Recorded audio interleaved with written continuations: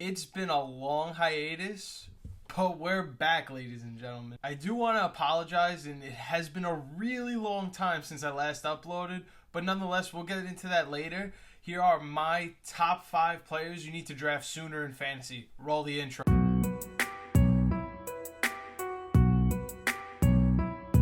Our first player, ironically enough, is Travis Kelce, who comes in at a 4th round pick, and he's the tight end 2 on Underdog. Although he's going into his age 35 season, which sounds risky enough, Kelce at a 4th round ADP is actually a value because he's not even the top tight end going in this year's draft, which is crazy. You finally have the chance to draft a generational tight end in fantasy, and it's not going to cost you a 1st or 2nd round pick. Kelce was 1st last year in fantasy points per game, and he's either been 1st or 2nd in fantasy points per game since 2016.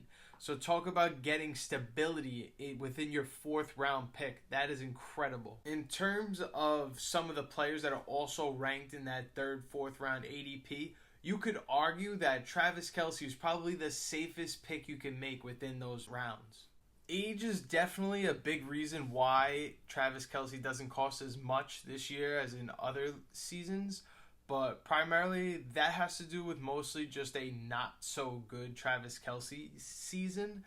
And in the basic terms of it, just chalk it up as he didn't have those 3 touchdown games that we're used to seeing from Travis Kelce on these random Monday night or Thursday night games.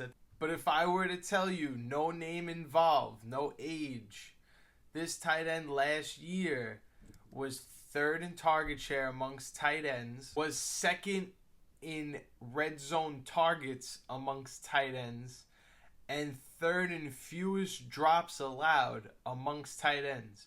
Would you sign up for that? And oh, by the way, this same tight end was 1st in points per game amongst tight ends, and his quarterback is literally Patrick Mahomes, the best quarterback of all time. Would you use a 4th round pick on them? That's enough yapping about one player. Let's talk about our next player, who is the wide receiver 31 on Underdog, and that is Terry McLaurin. We can all agree that Terry McLaurin had his worst quarterback scenario last season and was the least efficient of his career, his entire career. And in 2023, he was the wide receiver 31. Think about that. Essentially, if Terry McLaurin has finished better than wide receiver 31 his entire career, and gets a quarterback who does not lead the league in sacks and has poor QB play throughout the entire season, I would think he would finish higher than wide receiver 31. That's just my opinion. Jaden Daniels could be the 18th best quarterback this season out of 32 teams. This guy might be a top 25 wide receiver. One attribute that really gets me excited about Terry McLaurin's play is his availability, as he's played 80 games over 5 seasons, which averages out to 16 games per season. And not every season in his career was a 17-game season. So he's practically played every game, give or take 1 or 2. When players that are coming off of season-ending injury are ranked higher than someone like Terry McLaurin, who doesn't miss any games, that is a sure tell sign that you are not drafting this player soon enough. There is no reason we should rank Tank Dell a better wide receiver in fantasy right now than Terry McLaurin, and I feel the same goes for guys like Christian Kirk and George Pickens. Kirk has obviously shown the consistency to do so and is going to add more to his volume, but more so in regards to somebody like George Pickens, you're pretty much gambling on a talent that hasn't fully reached the apex yet, where we know Terry McLaurin going into age 29 is going to be in his prime. No doubt about it this season. He will be in his prime. McLaurin was a talented player coming out of Ohio State and has been a very good wide receiver in the NFL and just never had the quarterback to put him in that next tier of wide receivers in fantasy. I'm not saying Jaden Daniels is going to put him in a wide receiver 1 territory, but if you could get this guy to be the 20th, 21st best wide receiver, you just got an absolute value in the draft. The next player on this list is also a wide receiver, very close in ranking to that of Terry McLaurin. This player is a little older in age, but that is Deandre Hopkins, who is the wide receiver 41. Now, Deandre Hopkins is an interesting one because at wide receiver 40, he's coming off of a season last year where he was the wide receiver 22 in PPR. That was his finish.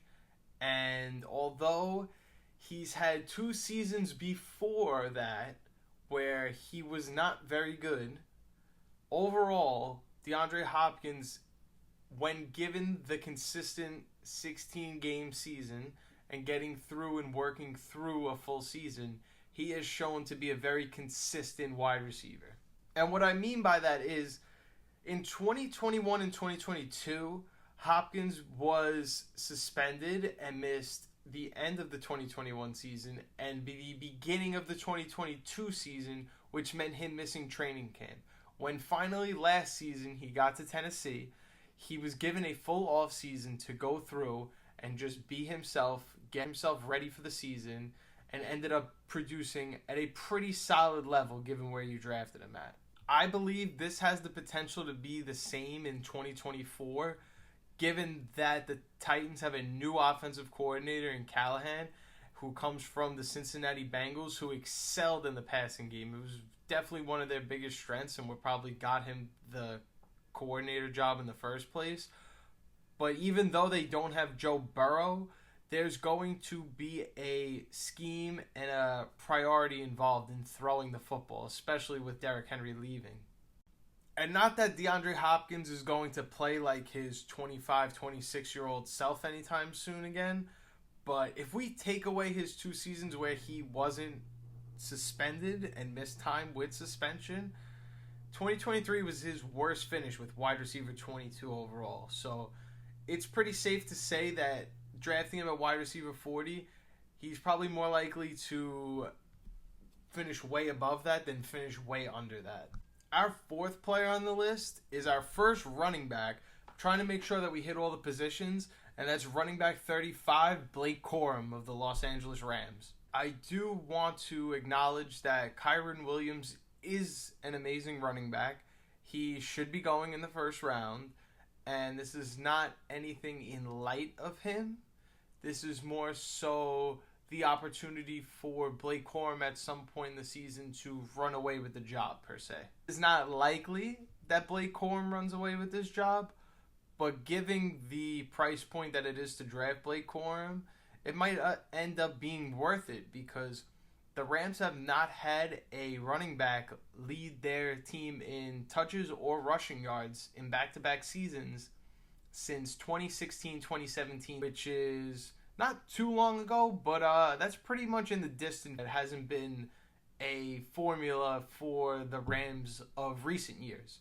Whether it's just been bad injury luck or feeding the hot hand, Sean McVay clearly rides one guy into the ground every season, and it's usually not the same guy twice in a row. This would then lead Blake Corum, an experienced runner out of Michigan, to end up running away with the job at some point during the season. Again, this is not the most likely scenario, but it's a possible scenario. So, given that this player is the RB 35, view this player as more than just a handcuff. View this player as, if something were to go wrong in LA, you potentially have a workhorse running back that you can rely on later in the season. Those are the reasons why Blake Corum isn't being drafted soon enough. It is not because Kyren Williams is coming off of an injury that he's not going to come back from. They're probably going to use him just as much as they did last year.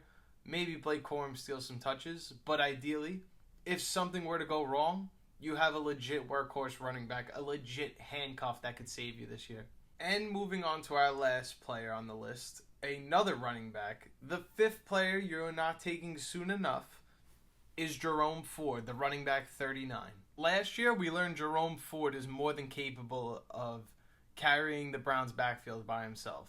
But how will the addition of Nick Chubb affect Jerome Ford's volume and performance? As of right now, they are not ruling out Nick Chubb for week 1. So there is a possibility that he can be on track to play week 1 and not miss a single game. But even though these two injuries were in different points of the seasons in years past, this kind of feels a lot like Breece Hall's injury last year, where we get, teased with the idea that this player may come back in time. But ideally, even if they do show up, they're going to need that week or 2 or 2 or 3 games to possibly get acclimated back to a full workload. But the idea of Nick Chubb returning and playing week 1 would still mean that he had a remarkable recovery from his ACL and meniscus surgery that just passed in November. To me, right now, even though we don't have a lot to go off of information-wise, it seems to me that, he'll probably end up missing the first 2-3 weeks of the season, and that would mean that you have a legit running back in Jerome Ford that could carry you. And although he might end up being useless when Chubb comes back, I think there's still an opportunity where both of these players can split touches over a season. But we don't know that for sure, obviously. But one thing we would know is if Nick Chubb were to miss significant time, you have a legit handcuff and a legit starting running back on your team in Jerome Ford. Nick Chubb at his age to come back, play, and be successful with a surgically repaired MCL, PCL, and ACL in the same knee would be absolutely crazy. And we would have to make documentaries about Nick Chubb and how great of an athlete he is. So I would feel pretty good about using a late round or mid to late round pick on somebody like Jerome Ford, knowing that even if it's just 3 weeks or 2 games, I'm going to get value out of that pick for those games. And I have a running back and a player that I could start my lineup comfortably. So to conclude all of that, if Nick Chubb does make it in time for week 1, it's likely that he's still going to have to be eased in for a game or 2, which would make Jerome Ford valuable. But if now Nick Chubb is missing games and still has to be acclimated to a full workload, there is a chance that Jerome Ford gets even more value. And now the idea that somebody who's been injury-ridden over the past couple of years like Nick Chubb re-injuring a fully surgically repaired knee with all of these ligaments that are now, on the verge of, maybe re-tearing again, it doesn't seem that Nick Chubb is a comfortable draft pick, and that's why his ADP is so low. But Jerome Ford is not low enough. He needs to be drafted a lot higher. That's going to take the value of a Jerome Ford being a handcuff at RB39 to now a top 20 guy, because he's going to handle the ball exclusively by himself, being that Deontay Foreman is really the only other competition in Cleveland right now without Kareem Hunt being there. So that's it for my list of 5 players that you aren't drafting soon enough in fantasy. Hopefully we'll start to see some underdog rankings change, and we'll see, guys like Terry McLaurin and maybe Jerome Ford creep up a little bit, because they are being a little severely undervalued right now. If you made it this far into the video, I just want to say thank you for staying this long. If you like this kind of content, if you like fantasy football, feel free to like the video, subscribe so you don't miss any more videos. I don't even know why I pointed up there. The subscribe button's probably down there. Again, I'm sorry that I haven't been making as many videos or uploading as much as I would have liked to. I've had some family, some personal stuff going on the last couple of months, so unfortunately I haven't had the time as much to upload. Every day after work is kind of just, something new in terms of that, so I just want to apologize for that. But I definitely will be uploading more often. Fantasy football season is right around the corner. It is right now, actually. Fantasy football season is right now. So I have to pump out these videos and upload as much as I can so that all of you are well prepared for your fantasy football drafts at the end of this summer. But I'm Turtle. I'm signing out. The next video should be 5 players you are taking way too early. We'll do an opposite of this video, but more videos to come. Stay tuned for that. Again, if you like this content, please subscribe. My name is Turtle. I'm signing out. Peace.